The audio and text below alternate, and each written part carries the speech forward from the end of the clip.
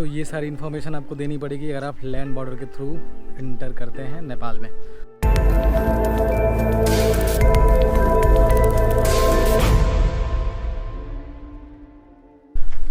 Hi everyone, welcome back to the new blog. कैसे हैं आप सब लोग?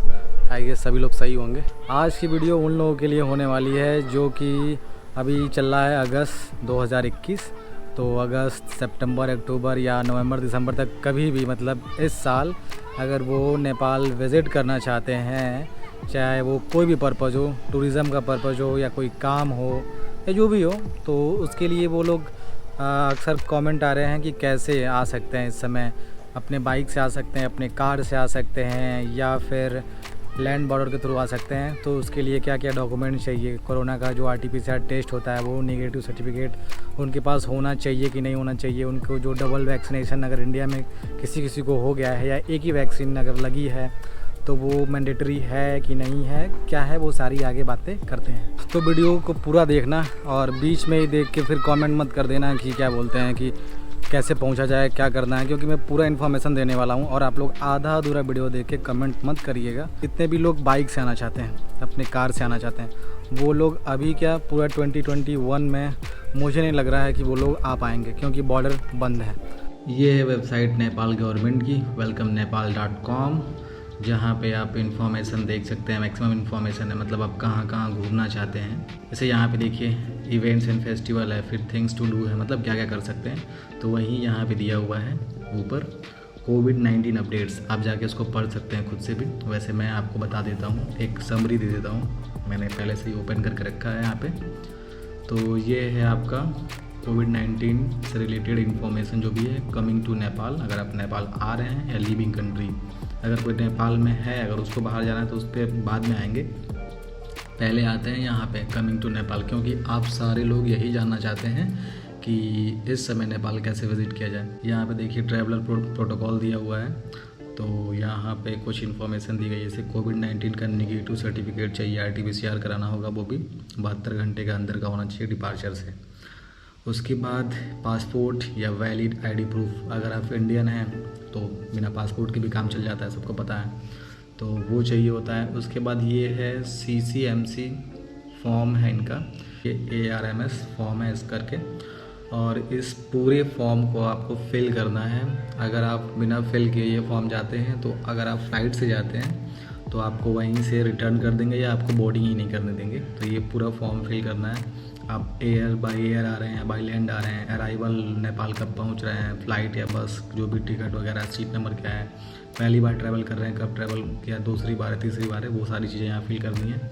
यहाँ पे दिया हुआ है कितने बार आप आए हैं। उसके बाद अपना नाम, सरनेम, उसके बाद सेक्स, सिटीजनशिप, उसके बाद आप जैसे कि मान लीजिए आप इंडियन हैं तो यहाँ पे लिख देंगे इंडियन। अदर यहाँ पे सेलेक्ट करके, यहाँ पर बस दो ऑप्शन दिए गए हैं, अदर और ये।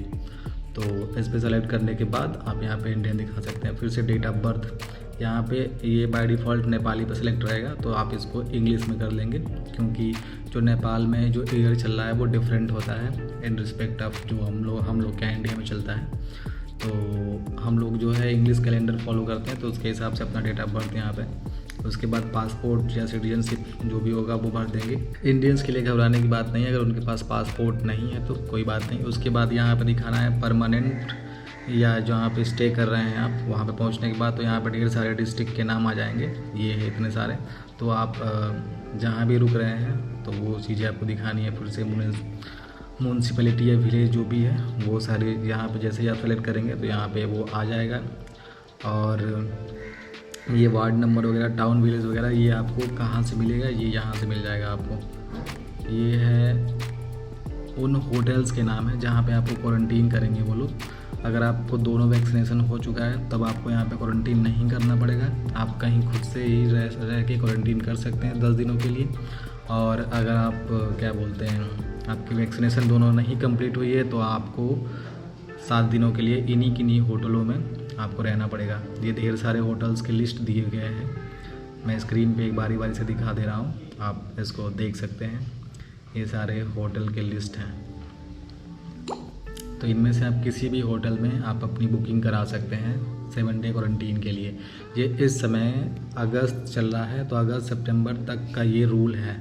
उसके बाद अगर आगे कोई इन्फॉर्मेशन आती है तो आप लोग उसको चेक कर लीजिएगा जब भी आप आते हैं। लेकिन अगर फ़िलहाल अगर अगस्त या सितंबर में आ रहे हैं तो ये इस समय का रूल है जो आपको फॉलो करना ही पड़ेगा। और यहाँ पे civil aviation authority of Nepal का जो गाइडलाइन जारी किया गया है, ये जारी किया गया है, डेट देखिए यहाँ पे 29 जून 2021।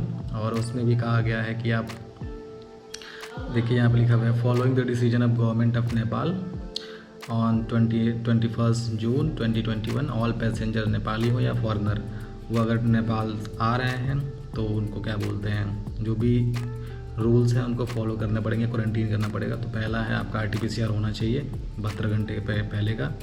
उसके बाद फिर से ARMS फॉर्म, जो मैं इस फॉर्म की बात कर रहा हूँ, ये आप फिल किए होना चाहिए। जैसे यहाँ पे जैसे बाकी फॉर्म मैं कंप्लीट कर देता हूँ, father's name, mother's name, spouse name, guardian name वगैरह।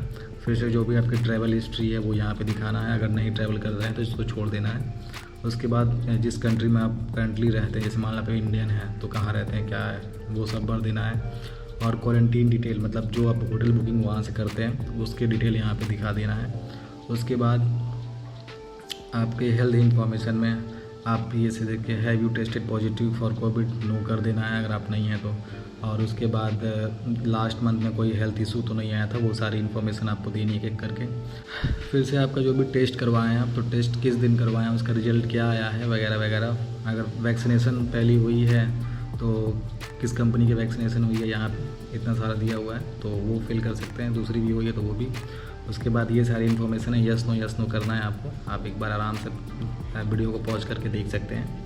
और उसके बाद यहाँ पे सेल्फ डिक्लेरेशन करना है। उसके बाद सेव करके इस फॉर्म को प्रिंट कर लेना है। और जब आप बोर्ड करेंगे तो उस टाइम चेक होना हो, लेकिन जब आप अराइव करेंगे नेपाल के एयरपोर्ट पे तो उस समय तो डेफिनेटली चेक होगा ये सारी इन्फॉर्मेशन।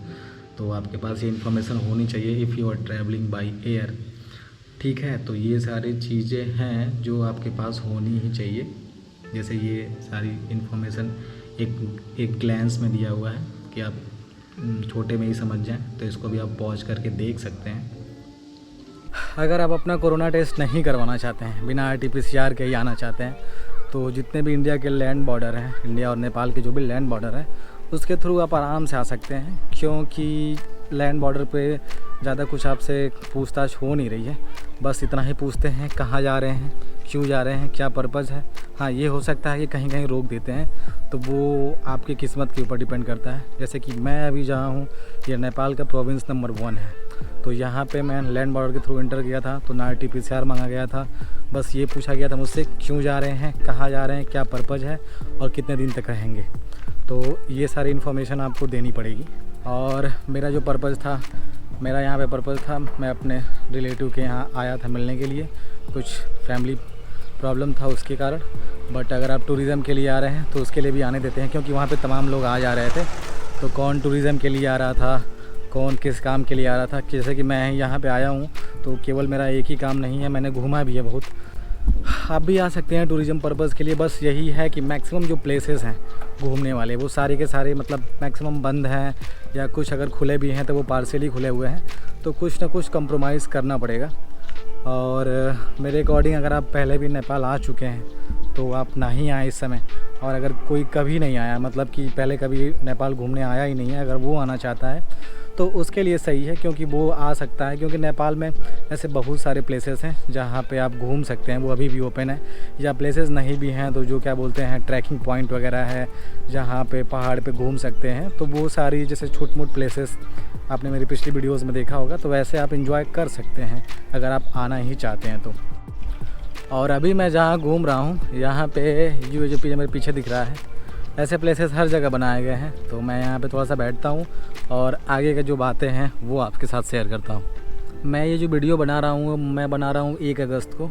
तो अगर आप 2 महीने बाद भी अगर इस वीडियो को देखते हैं, या 10 दिन के बाद भी देखते हैं, या 1 हफ्ते के बाद देखते हैं, तो उस समय का सिचुएशन एक बार ज़रूर चेक कर लीजिएगा। क्योंकि क्या है, ये कोविड की वजह से आज सब जैसे लगता है कि आज सब कुछ खुला हुआ है, बट अगले दिन फिर क्या होता है कि बंद हो जाता है। तो जब भी आप लोग निकलिएगा, आप लोग कंफर्म करके निकलिएगा, डबल चेक करके निकलिएगा। क्योंकि आप भले ही बगल की कंट्री है लेकिन दूसरे कंट्री में आ रहे हैं, तो उसके पॉइंट ऑफ व्यू से आपको चेक करके आना चाहिए। ताकि यहाँ पे आने के बाद कोई क्या बोलते हैं आपको ट्रबल फेस ना करना पड़े, नहीं तो सारा घूमने का जो मज़ा है वो किरकिरा हो जाएगा। और अगर बात करें क्वारंटीन की कि क्वारंटीन कर रहे हैं कि नहीं कर रहे हैं, तो मैक्सिमम केसेस में क्वारंटीन नहीं कर रहे हैं। अगर किसी को कोई सिम्टम नहीं है तो वो आपको क्वारंटाइन नहीं करेंगे। तो ये इससे आप लोग एकदम टेंशन फ्री रहिए।